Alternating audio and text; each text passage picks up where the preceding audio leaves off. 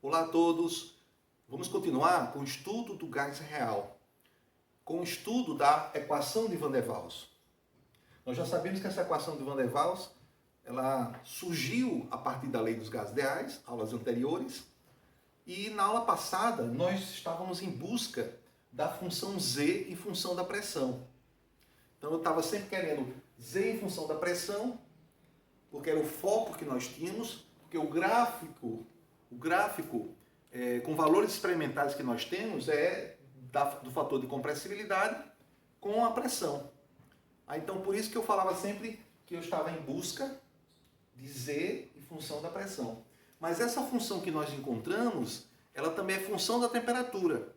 Então a função que nós encontramos na aula passada é função da temperatura, da pressão, e os demais valores são todas constantes. Ó. Constante A e B de Van der Waals é a constante dos gases ideais.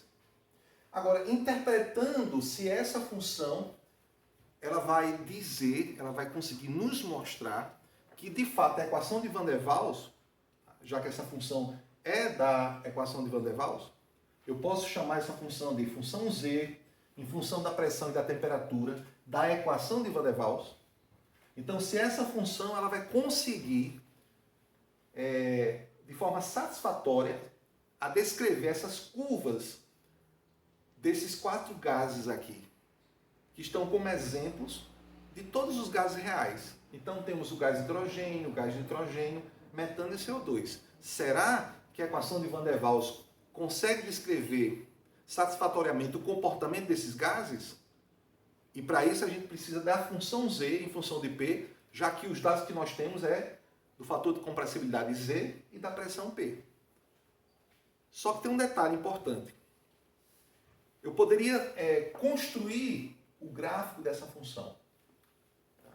Eu tenho aqui vários termos aqui até o infinito. Eu poderia, digamos assim, truncar essa função aqui, escrever só esses 2 termos, e poderíamos construir o gráfico. Só que teríamos que construir para o gás hidrogênio, para o gás nitrogênio e para cada gás. E verificar se de fato essas curvas seriam representadas por essa função. Então é um trabalho muito maior se a gente for fazer isso. Então vamos fazer uma interpretação diferente. Vamos fazer uma interpretação usando o coeficiente angular dessa função. Com o coeficiente angular, nós vamos chegar a discutir todas essas curvas e certificar se realmente essa função descreve esse comportamento. Sendo assim, a equação de Van der Waals ela está aprovada, ela descreverá de fato essas curvas aí. Tá? Então vamos fazer essa análise. Mas antes disso, vamos ver se essa função já começa a dar certo, já começa a ser uma função aceitável, que consiga descrever resultados já previstos, já conhecidos antes mesmo da equação de Van der Waals. E que resultados são esses que já eram conhecidos? Aqueles resultados que geraram a equação dos gases ideais. Resultados que não consideravam o tamanho molecular, não consideravam as forças atrativas. Então, a função Z, ela também tem que obedecer, no limite, a equação dos gases ideais, já que inclusive a equação de Van der Waals foi demonstrada, foi oriunda da lei dos gases ideais. Então percebam, interessante aqui, ó. O Z, o fator de compressibilidade para o gás ideal é igual a 1, nós já sabemos disso. Nós já sabemos que a reta constante, o Z igual a 1, para qualquer pressão, representa o gás ideal. Então, será que esse Z aqui será 1? Quando a gente imaginar que nós estamos trabalhando com gás ideal, em que condições um gás real, o gás hidrogênio, o gás nitrogênio, se comporta de forma ideal? Em que condições?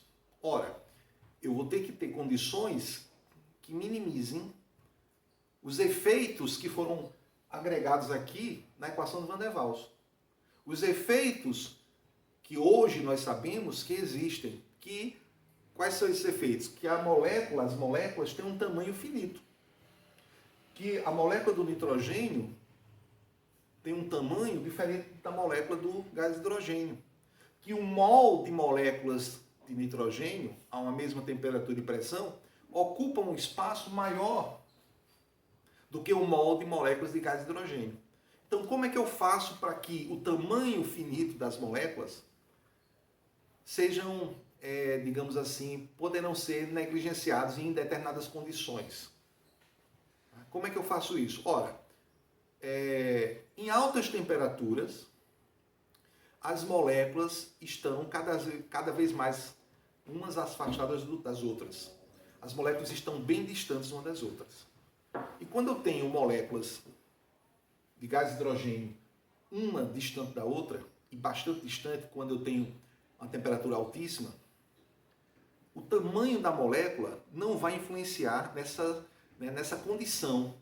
O tamanho da molécula não vai influenciar, tá, nas propriedades desse gás.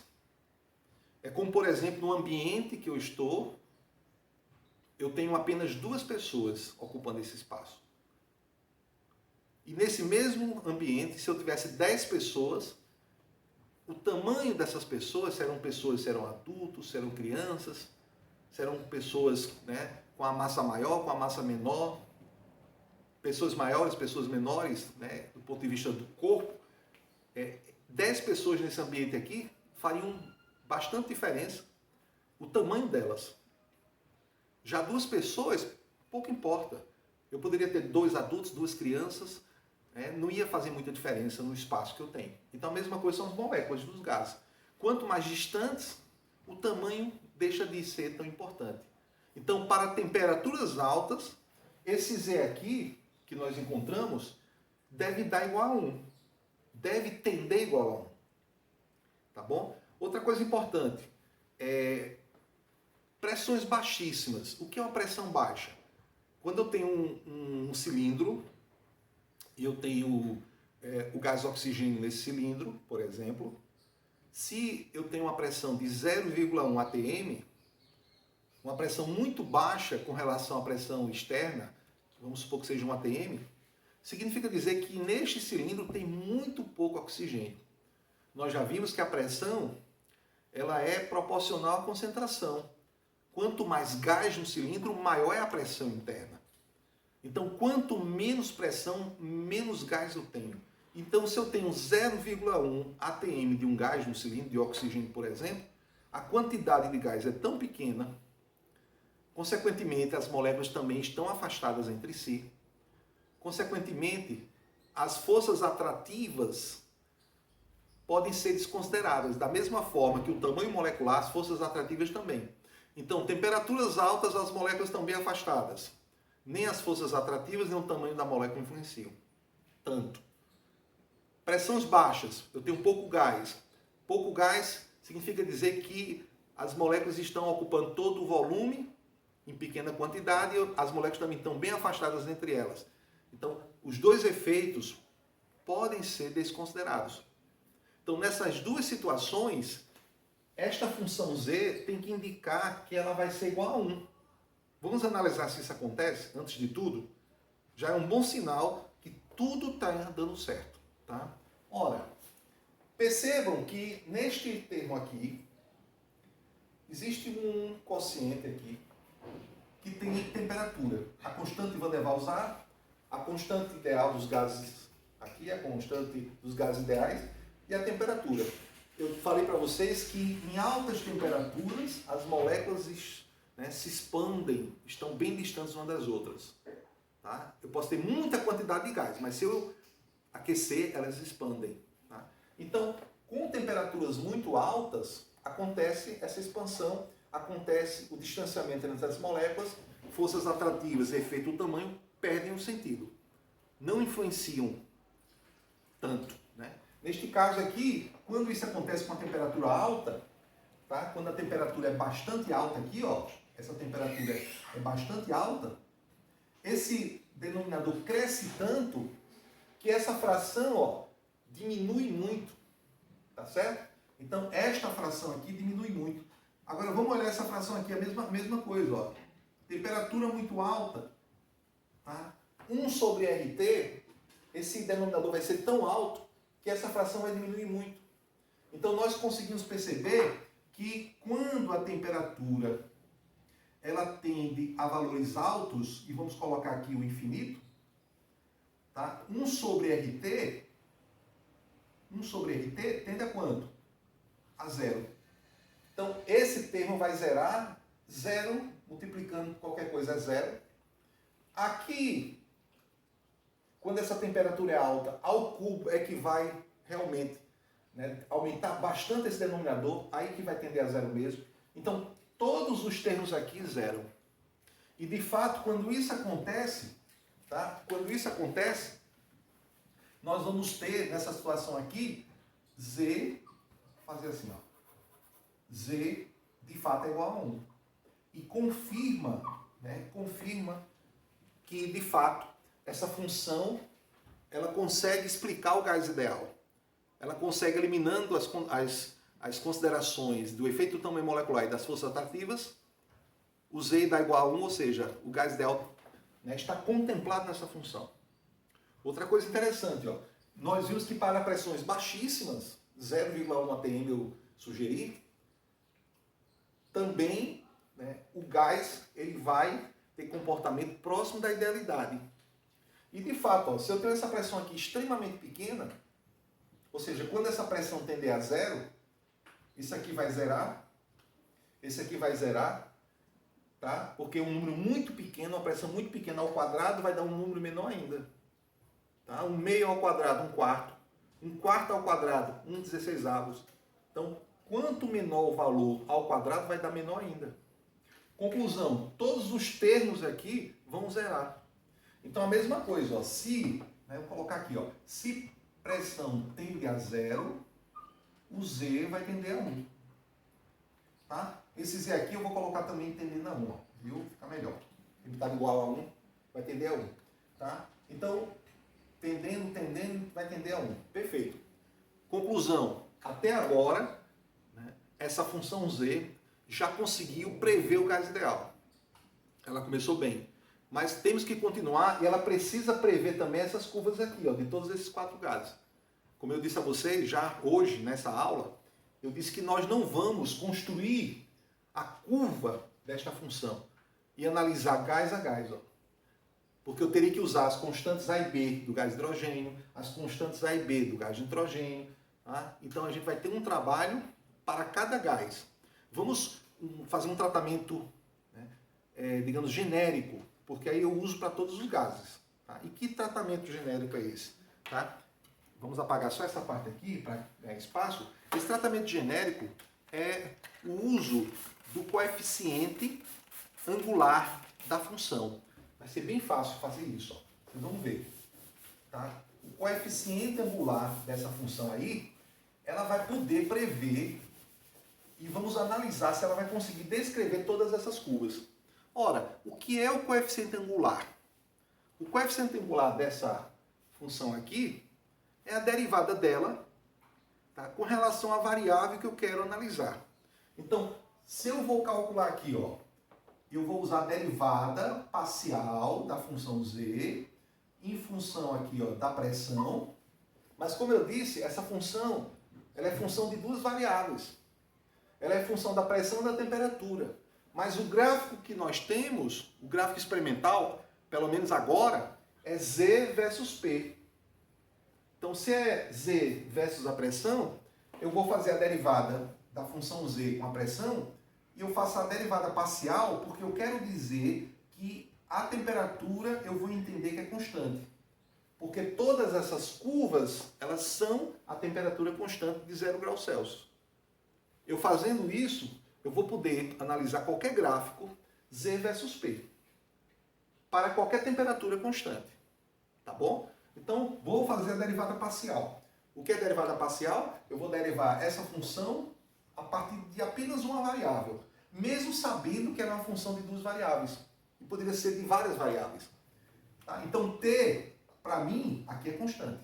T, temperatura em todos os termos, para mim, usando essa notação matemática, é constante. Então, derivando apenas em função de P. Isso aqui é uma derivada simples. É uma derivada de um polinômio. Tá? Então, como é que a gente deriva esse polinômio aqui, pessoal? Primeiro, derivada de uma constante, zero. Então, vou derivar agora esse termo aqui, ó. Quero derivar em função de P aqui, ó. Aqui tem um invisível, né, ó. Então, qual é a derivada de um polinômio, pessoal? Tá? Multiplica aqui o expoente por esse termo. Então, vai ficar 1 sobre RT, B menos A sobre RT, tá? Subtrai 1 agora do expoente. 1 menos 1, 0. P elevado a 0, 1. Pronto, já derivei o primeiro termo. Vamos derivar o segundo termo? Derivada de um polinômio normal. Ó. Vou multiplicar o 2 por todo esse termo aqui. Vai ficar quem? A sobre RT ao cubo, 2B menos A sobre RT, subtrai 1 do expoente, P. Tá? Tem mais termos? Tem. Mas nós não estamos usando, ó, e aqui continua. Aqui continua, ó, tá certo? Olha que interessante. O coeficiente angular da função z em função de P é dado por essa expressão aqui, ó. E é uma expressão infinita.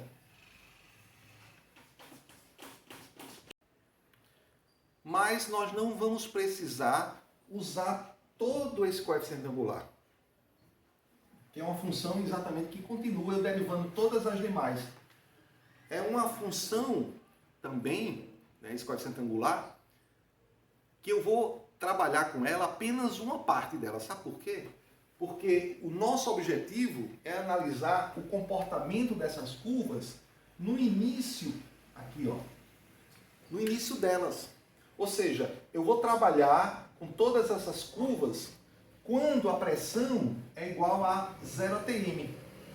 Então, quando a pressão é 0 atm, todas as curvas começam no 1.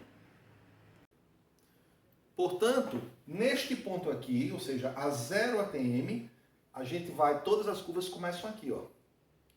Tá? Então, eu vou pegar esse coeficiente angular aqui. Então, nós sabemos que este termo que nós acabamos de encontrar é o coeficiente angular da função z em função de P. Tá certo? Como eu considerei temperatura constante, a minha função z é só em função de P aqui. No meu entendimento, tá bom? Ora, este coeficiente angular eu não quero para estudar cada ponto dessa curva. Se eu quero descobrir neste ponto aqui qual é a inclinação dessa curva, se eu quiser descobrir o coeficiente angular neste ponto aqui, a cada ponto de qualquer curva dessa, eu teria que usar toda a função. Eu teria que usar todo esse coeficiente angular. Mas eu não quero. Nós não vamos precisar. A discussão que nós precisamos é por que no início a curva do hidrogênio é crescente a 0 graus Celsius? Por que no início a curva do nitrogênio é decrescente, mas é menos decrescente do que a curva do metano? E que, por sua vez, é menos decrescente do que a curva do CO2. É isso que nós precisamos. Então, entendendo o início do comportamento dessas curvas, a partir de um coeficiente angular, e aí nós vamos ter o que eu vou chamar aqui, eu vou denominar de coeficiente angular inicial. Tá? Eu vou denominar assim para ficar mais fácil de entender. Então, a pressão zero, só neste ponto aqui, eu vou ter uma expressão que monitora só no início todas essas curvas. Para isso, ó, tá? Então vou fazer, ó, para pressão igual a zero, ou seja, né, para pressão igual a zero neste ponto aqui, teremos. Então, o meu coeficiente angular completo, geral, agora eu só vou querer, tá, para valores, né, de P igual a zero. Quando P for igual a zero, ó, aqui vou substituir por zero, vai zerar todo esse termo. Os demais termos, todos terão P. Aqui é P elevado à primeira, o próximo, se eu tivesse aqui, é o P elevado à segunda potência e assim por diante. Todos os termos se tornaram iguais a zero, porque eu substituí P por zero. Então, o coeficiente angular para P igual a zero é apenas esse termo aqui, ó. Olha que interessante. O nosso coeficiente angular se reduziu a uma expressão mais simples. Então, como é que eu chamo isso aqui? Derivada parcial de Z com relação à pressão, a T constante, é igual a 1 sobre RT, que multiplica B menos A sobre RT. Perfeito. Olha, este coeficiente angular aqui, como eu disse, eu vou chamar de coeficiente angular inicial. Ele só é usado, ele só serve para P igual a zero. Tá? Ele é o coeficiente angular inicial. Coeficiente angular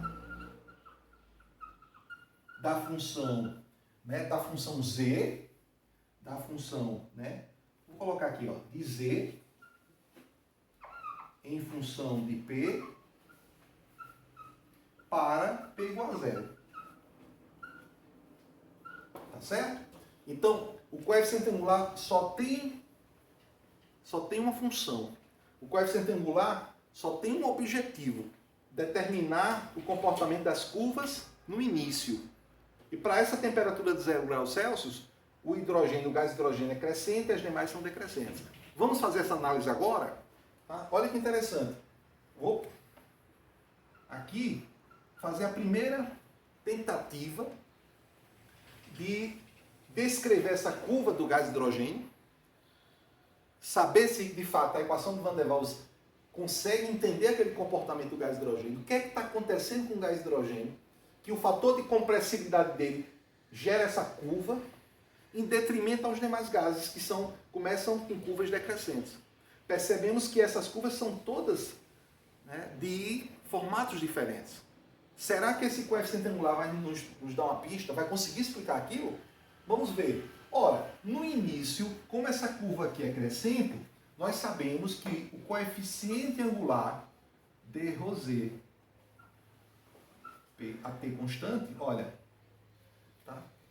Para que esse coeficiente angular consiga descrever essa curva, esse coeficiente angular necessariamente tem que ser maior que zero, tem que ser positivo. Tá? Então, o coeficiente angular desta curva no início aqui, ó, ele é positivo. Ó. Tá? Ele é maior que zero. Aí, olhando para esta expressão, que vai tentar descrever esse comportamento crescente da função do gás hidrogênio, eu pergunto a vocês, é possível que esse coeficiente angular seja maior que zero? O que é que precisa acontecer aqui para que esse coeficiente angular seja maior que zero? Aonde que eu posso visualizar alguma condição que isso aconteça? O único lugar, a única possibilidade, tá, é aqui, ó. É neste termo aqui, ó. Este termo aqui, ele pode tornar o coeficiente angular positivo, como é o caso do gás hidrogênio, e ele pode tornar esse coeficiente angular negativo, como são os casos aqui dos demais gases. Como ele pode fazer isso? Ora, existe aqui o B, que nós já sabemos que é associado ao efeito do tamanho molecular das forças repulsivas, e tem o A sobre RT, que é devido aqui às forças atrativas. Ora, esses dois aqui estão numa verdadeira competição. Quando esse efeito é maior do que A sobre RT, ou seja, quando o efeito do tamanho molecular é maior do que o efeito das forças atrativas, essa diferença sempre será positiva.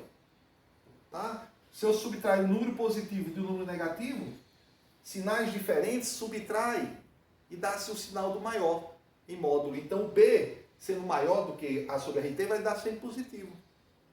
Então, para que isso aconteça, necessariamente, o B tem que ser maior do que A sobre RT. Para o gás hidrogênio, a condição é que B seja maior do que A sobre RT.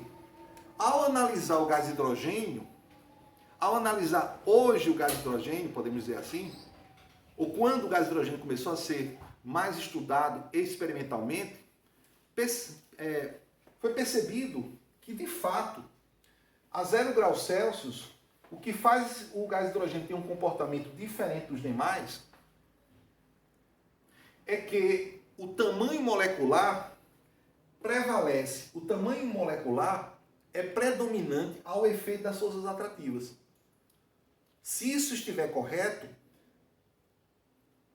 a equação de Van der Waals está dizendo que as forças atrativas entre moléculas do gás hidrogênio, quando elas estão no recipiente, quando elas estão prestes a entrar no processo de liquefação, por exemplo, ou se você tem hidrogênio líquido e você quer vaporizar o hidrogênio líquido, de acordo com a equação de Van der Waals, de acordo com essa interpretação, essas moléculas do gás hidrogênio teriam forças atrativas de baixíssima intensidade. Então, se o gás hidrogênio tem dificuldade de liquefazer, é sinal que essas forças atrativas são pouco intensas. Quanto maior a força atrativa, mais fácil liquefazer. É isso. Tá? E de fato, quando se vai estudar o gás hidrogênio, quando vai se trabalhar a liquefação do gás hidrogênio, isso aqui confere. A equação de Van der Waals conseguiu descrever e conseguiu sinalizar para quem ainda ia para o laboratório, para as pessoas que iriam ainda trabalhar com o gás hidrogênio, por exemplo, sinalizou, tá, que vai dar mais trabalho, que a temperatura de liquefação é muito mais baixa do que o gás de nitrogênio, por exemplo, e realmente esse resultado foi comprovado experimentalmente. E lembra aqui um episódio, né, do físico Onnes, holandês também, igual a Van der Waals, tá? O Onnes, ele foi o primeiro a liquefazer o gás hélio. Isso em 1902, 1903. Lá na Universidade de Leiden, na mesma Universidade de Van der Waals. E Onnes usou já os resultados de Van der Waals, já usou a tese de Van der Waals para orientá-lo nos seus experimentos. E deu tudo certo, ele consegue liquefazer hélio puro no início, bem no início do século XX, usando essas informações de Van der Waals. Tá? Enquanto outros físicos, como o Dewar da garrafa térmica, né, da garrafa, né, que era tinha as paredes, tinha paredes, duas paredes, entre elas o vácuo, paredes espelhadas, que inventou o vaso Dewar, já fez experimentos de liquefação sem se preocupar com esses estudos. Mas assim, no tato, experimentalmente, não conseguiu o que Onnes conseguiu liquefazer o gás hélio. Não conseguiu a proeza de liquefazer o gás hélio. Tá? Pois bem, essa informação aqui é uma informação extremamente positiva, que a equação de Van der Waals já começou a dar muito certo. Tá? Vamos prosseguir. Usando o mesmo raciocínio, tá? Então, para o gás hidrogênio, tá? O efeito do tamanho é predominante. O efeito do tamanho molecular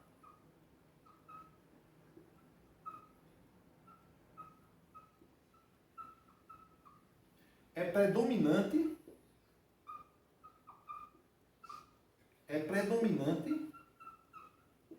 ao efeito das forças atrativas, ao efeito das forças atrativas.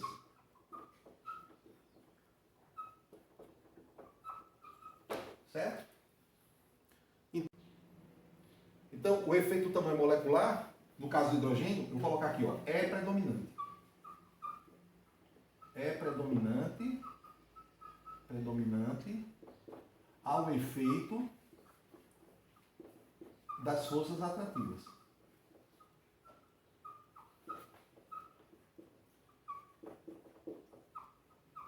Certo? Ora, a molécula do gás hidrogênio, eu já disse nas aulas, que é a menor molécula que existe na natureza. Como é que o tamanho dela predomina com as forças atrativas? Isso evidencia ainda mais que as interações intermoleculares da molécula do gás hidrogênio são muito, muito pequenas. Se o tamanho da molécula, da menor molécula, predomina ao efeito das forças atrativas, já está dizendo que as forças atrativas do gás hidrogênio são mínimas. Por isso que é o gás que tem o ponto de liquefação menor de todos, próximo a 0 Kelvin. Agora, para as curvas do nitrogênio, metano e CO2, o que é que nós vamos ter? O mesmo raciocínio. Nós precisamos que o coeficiente angular dρz, dρp, coeficiente angular, a derivada parcial da função z com relação a p, a t constante, seja o quê? Olha, seja negativo, ó, o coeficiente angular seja negativo. Porque no início, e esse coeficiente angular trata-se só deste ponto aqui, no início das curvas, todas essas três curvas têm um coeficiente angular negativo. Então, este coeficiente aqui, necessariamente tem que ser menor que zero, ó, tem que ser negativo. É possível que o nosso coeficiente angular, que trata daquele ponto lá, que determina se as curvas são crescentes ou decrescentes, ela consegue realmente prever isso? Quem pode nos dizer isso? Novamente, ó, é a competição que existe entre o efeito do tamanho molecular e o efeito das forças atrativas. Forças atrativas.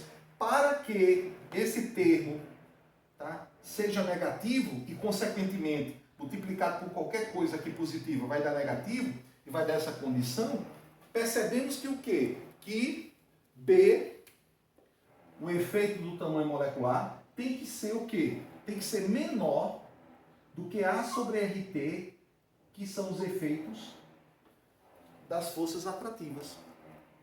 Também eu posso dizer que esse termo aqui, ele cresce bastante para quando essa temperatura aqui, ela é pequena.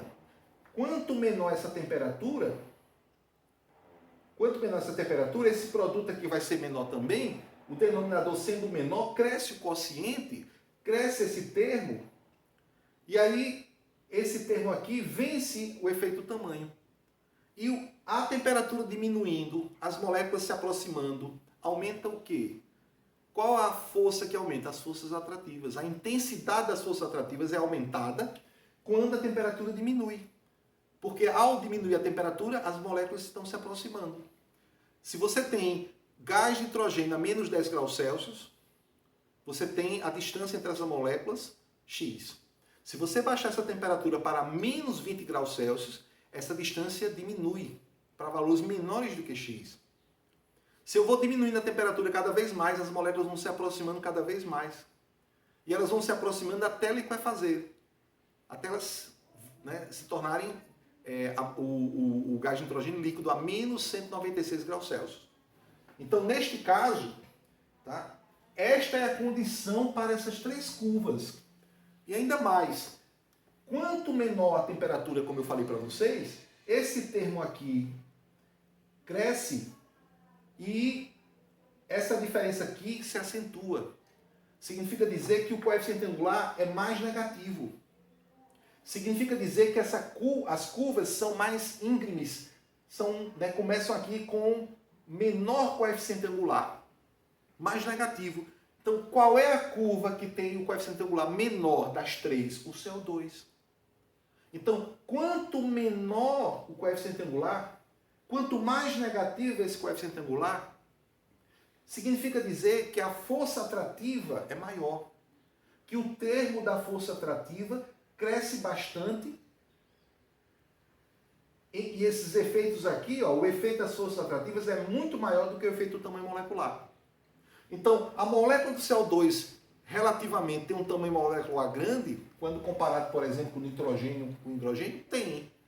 Mas as forças atrativas entre as moléculas de CO2 são tão bem mais intensas que na disputa, na competição entre esses dois efeitos previstos na equação do Van der Waals, efeito do tamanho e efeito das forças atrativas, ou como o livro do Atkins chama, efeito das forças repulsivas e efeito das forças atrativas, esses dois efeitos, a competição, para essas moléculas do CO2, metano e nitrogênio, elas vencem, pelo menos naquela temperatura, vencem o efeito do tamanho molecular. E o CO2 é a que tem maior força atrativa.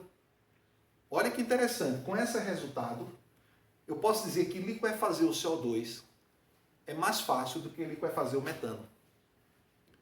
Por sua vez, é mais fácil liquefazer o metano, gás natural, do que o N2, do que o gás de nitrogênio.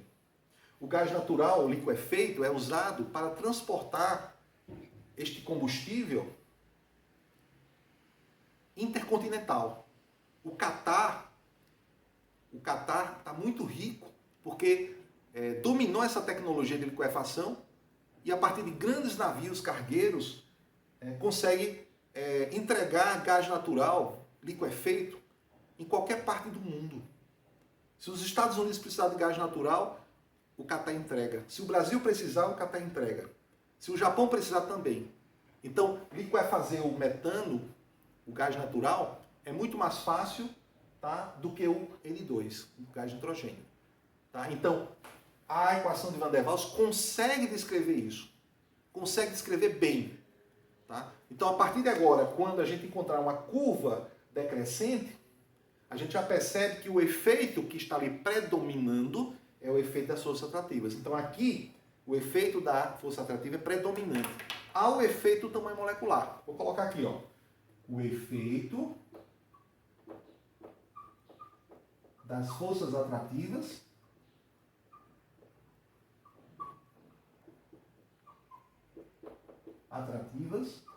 predomina. O efeito predomina ao efeito do tamanho molecular ou das forças repulsivas, tamanho molecular. Conclusão até agora. A equação de Van der Waals passou no teste? Passou sim. E conseguiu explicar do ponto de vista qualitativo o comportamento dos gases reais.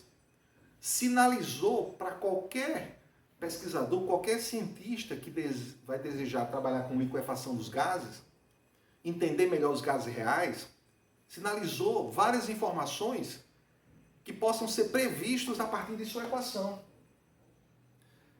Lembrando que essa equação de Van der Waals, aproveitando a sua avaliação, avaliando a equação de Van der Waals, perto da equação dos gases ideais, ela tem uma desvantagem.